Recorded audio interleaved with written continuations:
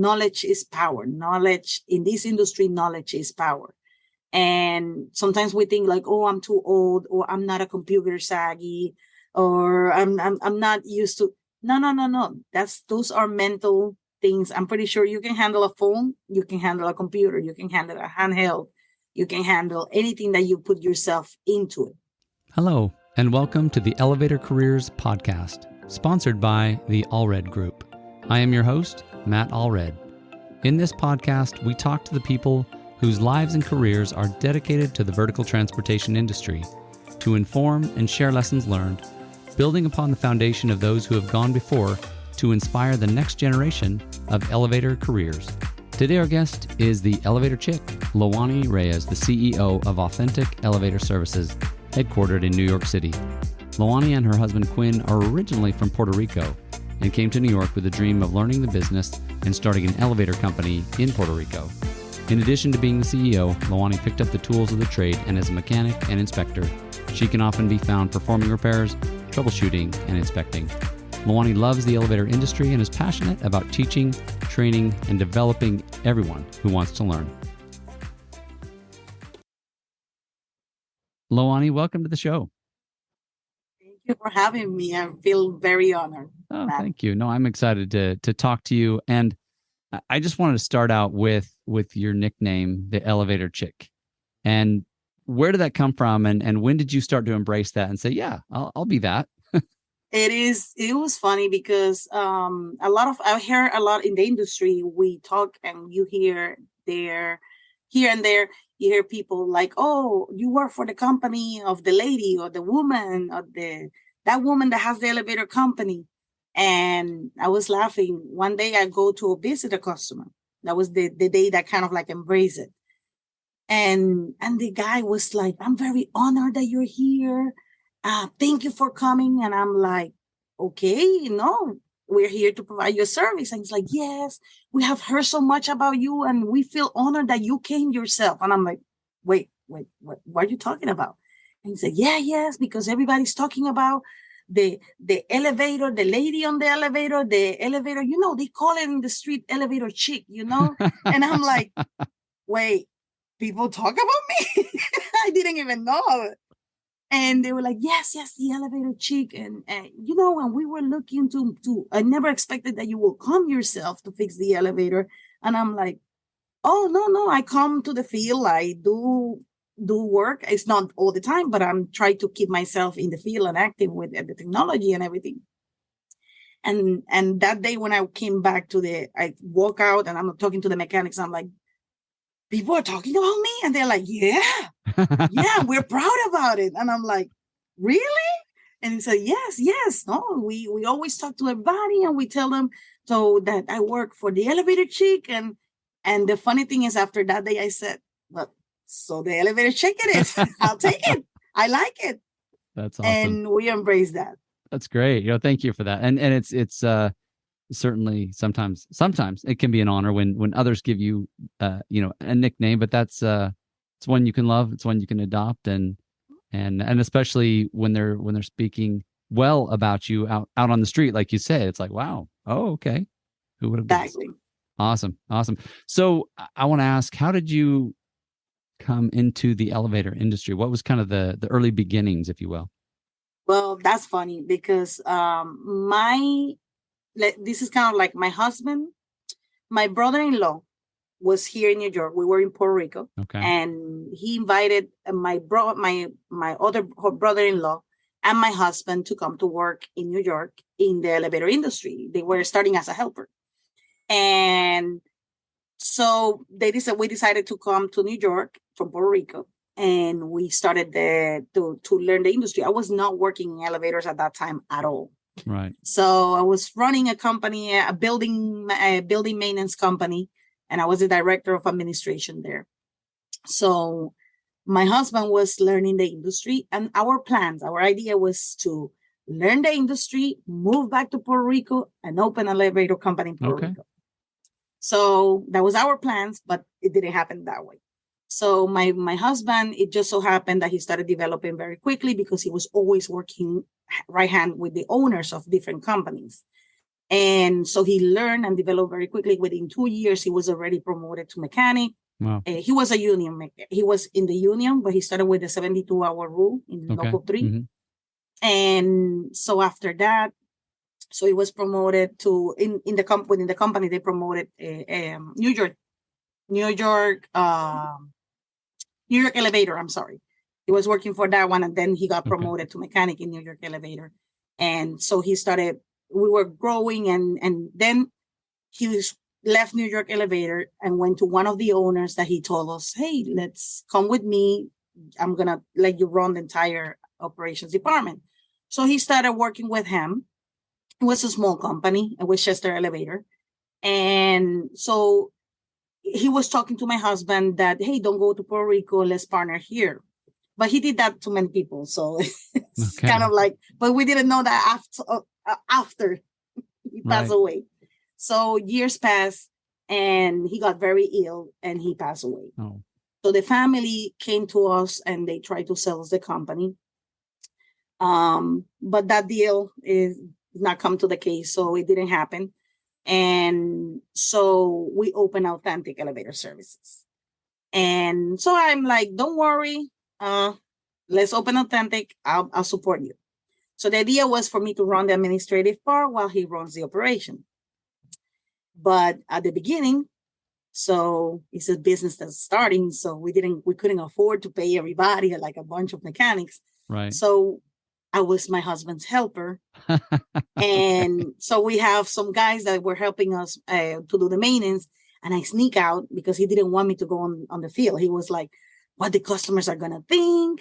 I don't feel comfortable. It's like, I don't mind. I know you're capable, but I don't like the idea because how it's going to look. My wife is working on the field. And I'm like, forget about it. It doesn't matter. I can do this. Right. So I remember sneaking out with the helpers. With the maintenance mechanics. And I'm like, teach me how to do this, how you do that, how you do this. And my husband, every time that he was going troubleshooting before we opened the company, I used to go with him. We didn't have children at the moment. Right. So I used to go with him to the field and he was talking to me. I'm like, what do you look in the elevators when you do troubleshooting? Oh, so we get in the elevator and he was giving the riders, you see this noise, you see this, that means this. Okay, you see this is clipping rollers, you see this is like, this is shoes and the worn guy shoes and everything.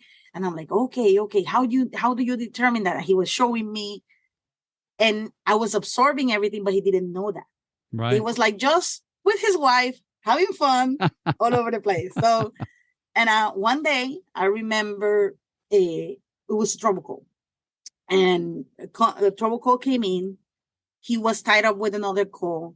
The other mechanic was tied up with another call. He didn't have another mechanic that was tied up with another call. And he was like, oh my God, we need to send somebody immediately. And I'm like, I'll do it. And he's like, do you dare? And I'm like, yes, of course, I'm there. I'll do it. And he's like, it sounds to me like it's that is a clipping roller. So that's just a release roller and that's it. And he's like, okay, Loannie, be very, very, very careful. And he's very methodic. He's very slow, passive. And he's like, they're very careful. Take all the safety measurements. When you get there and you take control of the top of the car, make sure that nothing happens and call me. And I'm like, I call you, no problem.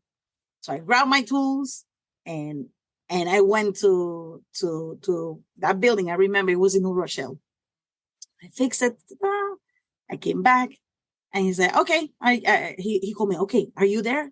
You know what you're going to do? I'm like, yeah, I already fixed it. And he's like, wait, what? And I'm like, yes, I fixed it. And he's like, what do you mean you fixed it? And I'm like, yes, it was clipping locks.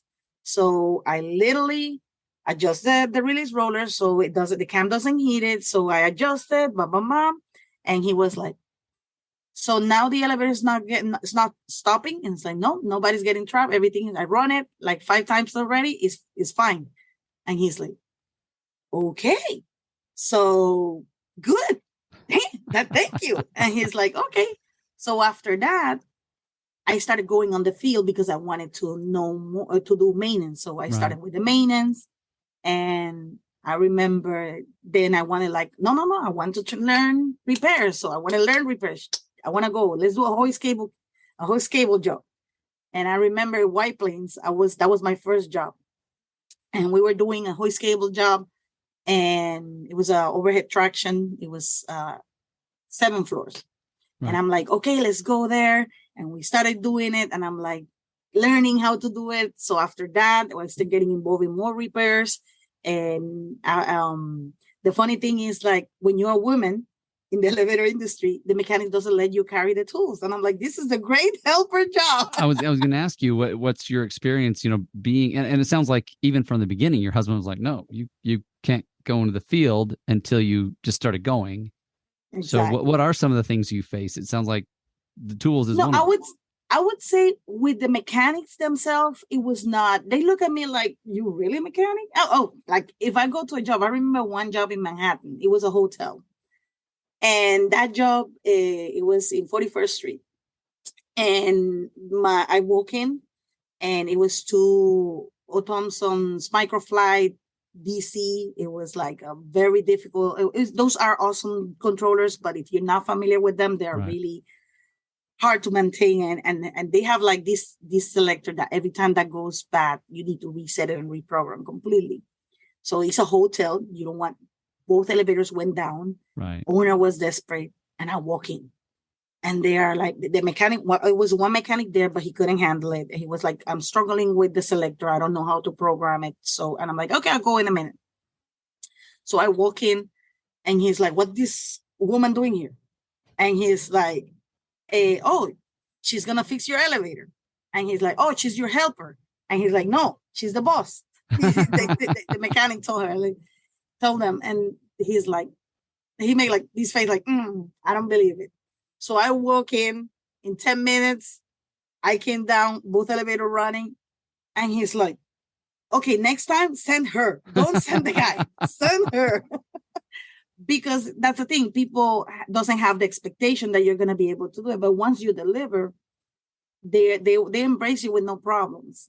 And the mechanics has been, my experience, they're always being very cooperative. They were always being open to teach me. I haven't faced challenges with mechanics telling me, oh, no, I'm not going to teach you that.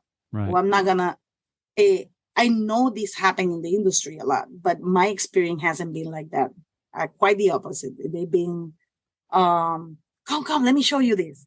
Or I remember I was doing a troubleshooting, and I was FaceTiming with a mechanic that was helping me out with some job. And he's like making fun of me because I have nails and I keep my nails. Right. And he was like, you have too nice, your nails are too nice for a mechanic. And I'm like, that's why they are the shape they are. Because I can grab the screws, okay, and I can hold them while I'm screwing something. And he's like, oh, so your nails are tools? And I'm like, actually, they are. That's perfect. So you kind of started as a mechanic once you had started the company, really. Your husband learned it first.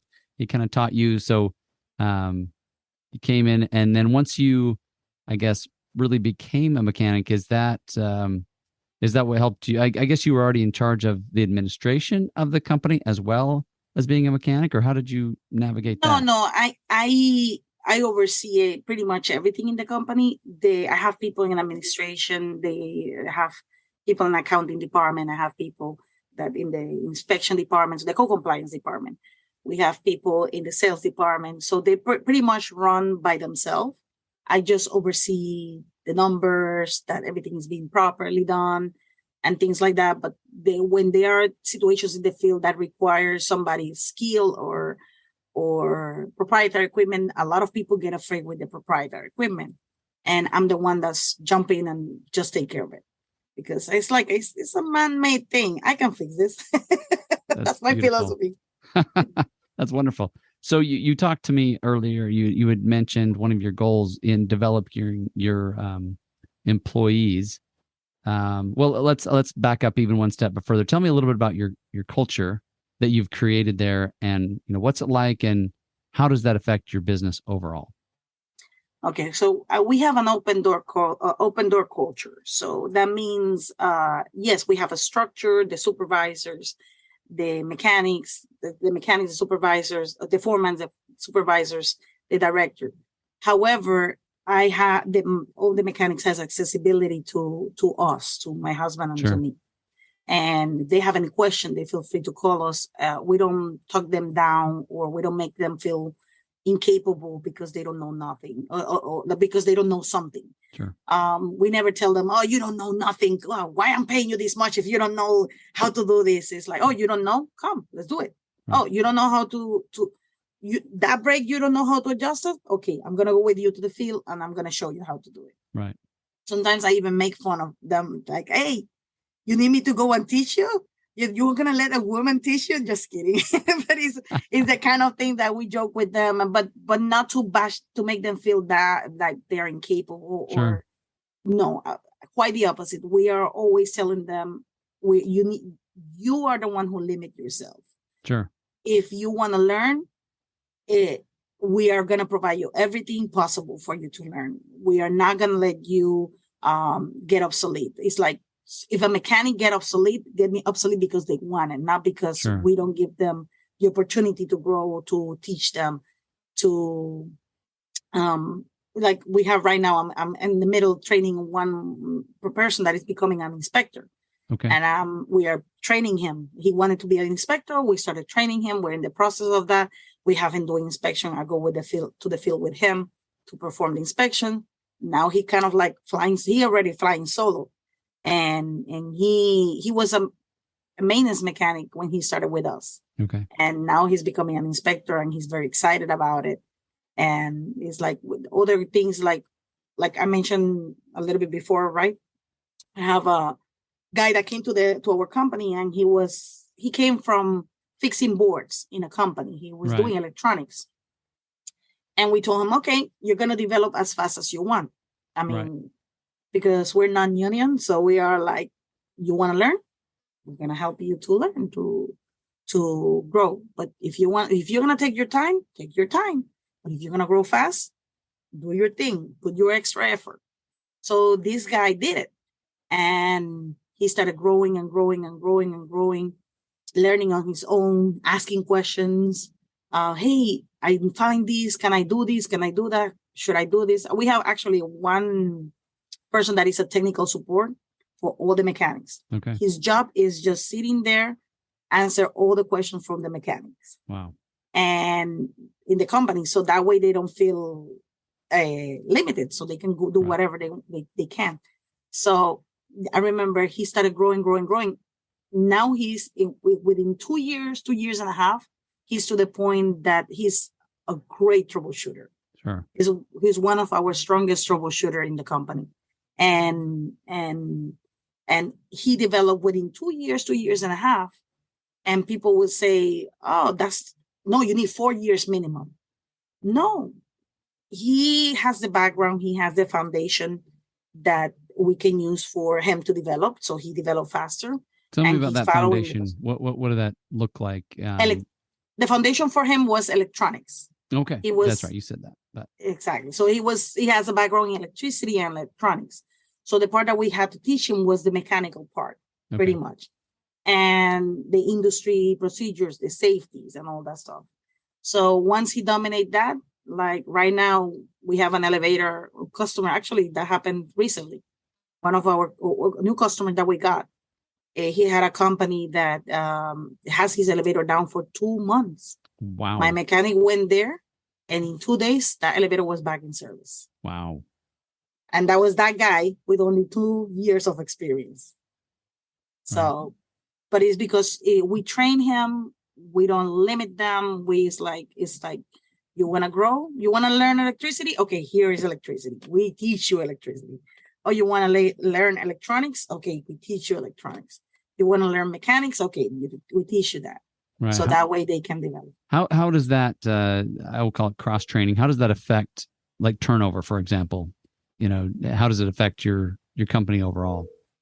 The cross training, I would say when they start, so is how willing, how are they willing to learn? It's more like how open they are to learn. Right. Because if somebody comes with the mentality of not to grow or to do something like, oh, I want to make my buck and just go home. And I'm not going to put any extra effort in the job. So that's a problem. And that situation, they don't grow. So they're going to get stuck. However, if they are willing to go with I want to learn. And if they want to spend their own personal time learning new things and exposing themselves, the sky is the limit. You're going to give them those opportunities. And then do you find that they stick around longer and are more dedicated employees if they have those opportunities to grow? Yes, definitely. And it's like not making them feel embarrassed of knowing something. Sure. We are adults. Nobody likes to be scolded. Nobody likes to be feel downgraded or anything like that. We want to learn.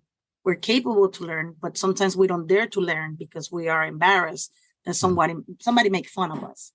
But when they are not when you find somebody that is willing to teach you, to take you, grab you by the hand and teach you, the sky is the limit. Yeah. So, and I always joke with my guys, telling them, if you grow, make yourself, don't be concerned that if I cannot afford you anymore, I'm going to be happy because I am part of your growth. Okay. I am part of you becoming the successful person that you are. And it's like, we have people that they have grown and they're like, hey, somebody's offering me money. You have my blessing. Go for it. I'm happy for you. That's awesome. So you know that we're here. Go for it. And they grow, and some of them has come back. We have one mechanic. We have several mechanics, but one of the mechanics, he came back after many years of gaining experience in the industry. He came back and now he's with us, and he's one of my superstars in the mud teams. Right. Because is how we try to maintain that culture. Yeah. And is that the reason he said, hey, I want to be with you guys because of how you treat me, of how the culture is? So he enjoys very much. He's like, he likes to be with the company. Is kind of like a family. So the guys fight between them. It's normal. They have disagreement and everything, but we try to maintain a family environment. It's like everybody has to respect each other. And hey, we're not here to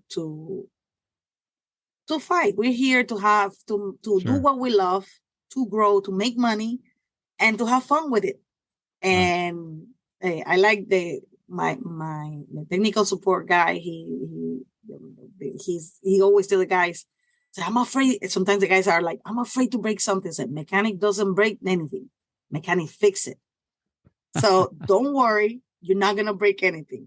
And when you take that fear away from them, the sky is the limit. They start flying and they start going like, hey, okay, I did it. And they feel the achievement. And we are like celebrating with it. Hey, Charlie, awesome. You did it.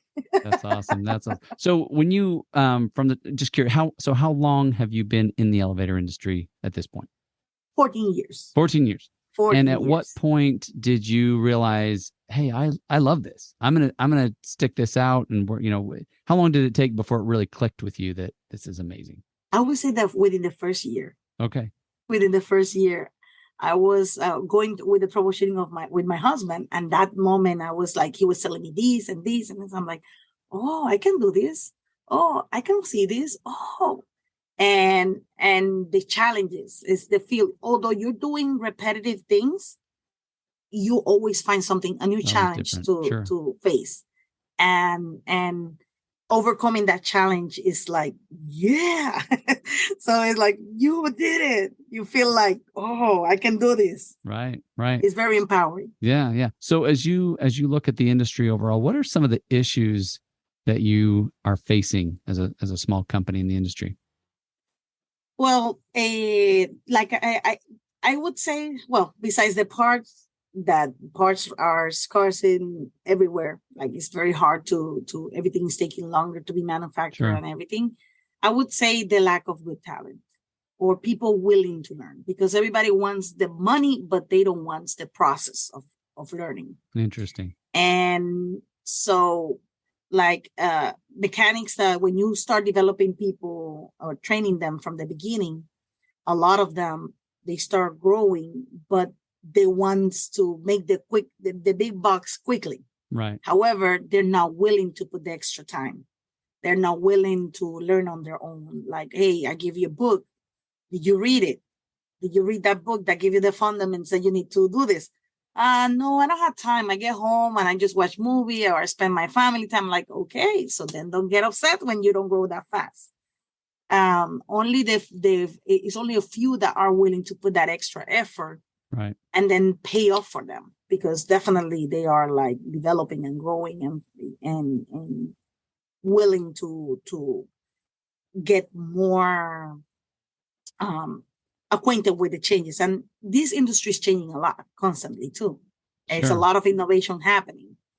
Innovation And plus, you've got a lot of people retiring. You got a people. You had mentioned people moving out of New York. You know, maybe state, exactly. New York, a lot of areas look like dead because it's a lot of people moving out, and that's so talent is also moving out, and good talent, and Sure. that's the sad part, because we are if the good talent all move out, then everybody has to start from scratch. Right. And that's one of the challenge, because they can make good money in other states and the cost of life is way more economical. So when you face that challenge, you're like, oh, okay, I cannot tell you don't move.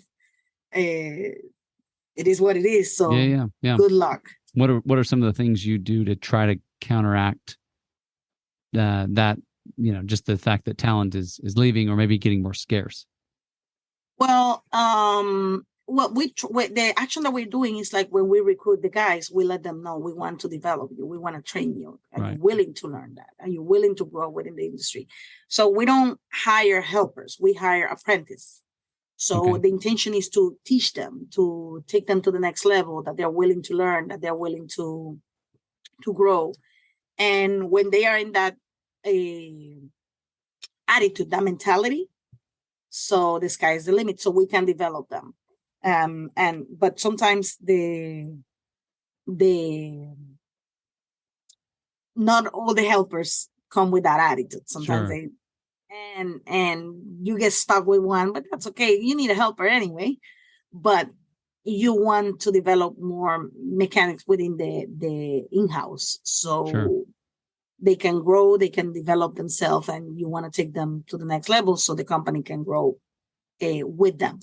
Right. That's one of the things that we do to counteract that. Also, we like I mentioned to you that we were looking to start sending our mechanics to the school from Bobby Chafer. Sure.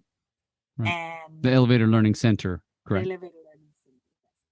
So that's something that we love. We are very pro educational program. It's not just hands-on experience, it's also the educational part that they have to learn. Awesome. Yeah. It will come hand to hand. Right. No, thank you. So as we kind of get to the end, we're running out of, time is getting short, I guess I should say. And my question for you as we wrap up is, what is some advice that you would give to to our listeners, I guess? Well, to the listeners, if you're a mechanic, I would say don't limit yourself. We are our worst judge, I would say. The mechanics are, you can grow. It's like you're a repair mechanic and you don't want to learn electricity. Don't do that. You're limiting yourself. You're becoming obsolete. You're making yourself obsolete. So instead, becoming one thing that I like about like Local One, they don't have maintenance mechanics or repair mechanics or mud mechanics. They have service mechanics and new construction mechanics. And I love that because it's a very overall. The more that you know, knowledge is power. Knowledge in this industry, knowledge is power. And sometimes we think like, oh, I'm too old, or I'm not a computer savvy, or I'm not used to. No. Those are mental things. I'm pretty sure you can handle a phone, you can handle a computer, you can handle a handheld, you can handle anything that you put yourself into it. If you are able to be a mechanic, definitely you are able to learn anything.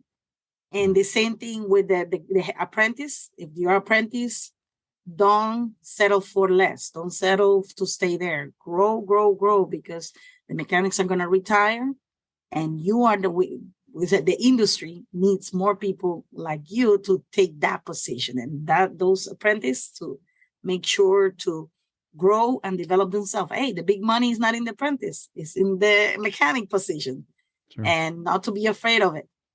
And up to the business owners, I would say, make sure to treat well your mechanics. Look out for them. They are really, really your asset, because this is, if you're a service company, they are your main asset. Your mechanics, the service that you're providing, they are the representation of your company. If you treat them well, if you make them happy, even sometimes you need to be the friend, you have to be the psychologist, you need to understand every situation that they're facing. Hey, it's not easy. You don't want to invest the time in that, maybe because you're there for the money, because you build a business for a reason. Right. But if you are a service company, who provide the service is your main asset, and that's your mechanics. That's pretty much what I would say. Awesome. Yeah. Thank you so much. Thanks for your time. Thanks for just sharing your story and your wisdom. And I appreciate you being on with me today.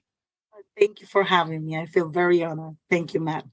Thank you for listening to the Elevator Careers podcast, sponsored by the Allred Group, a leader in elevator industry recruiting.